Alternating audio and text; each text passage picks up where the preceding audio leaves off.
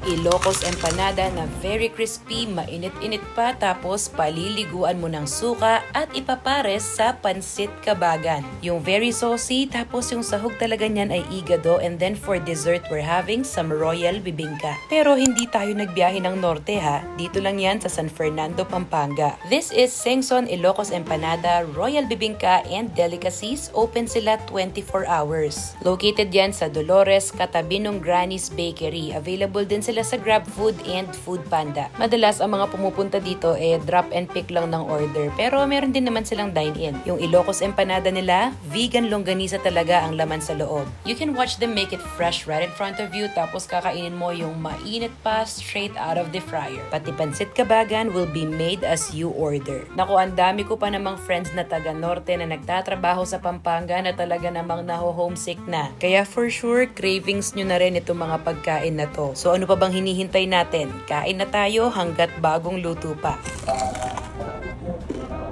Narinig nyo naman yung crunch na yon, di ba? Solid yan. Naubos pa nga yata namin yung isang bote ng suka.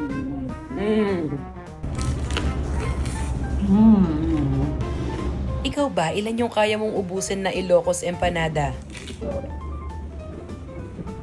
So after nyan, diretso naman tayo sa pansit kabagan. Eto na, at ihahanda na natin yung sibuyas na may toyo at kalamansi at ihahalo yan sa pansit. Best enjoyed while it is piping hot. Kaya pag nag-order kayo nito, huwag kayong patumpik-tumpik pa at nakikipagkwentuhan sa kasama nyo. Kainin nyo agad habang umuusok pa sa init. Tsaka ang laki ng serving size niya ha. Kung ipapares mo pa to sa empanada, I would say good for 2 persons na yung isang order. And last but not least, dito naman tayo sa Royal Bibingka. Hindi ito katulad ng bibingka natin na parang bread-like yung texture. More of para siyang rice cake na medyo lasang leche flan yung nasa taas. Dati nung meron akong team member na taga norte, sa tuwing uuwi siya, ang bilin ko palagi ay bibingka. Buti na lang ngayon meron na dito sa atin. So kung nagkikrave ka rin ng Ilocos empanada at pansit kabagan, itry mo na rin dito sa Sengson.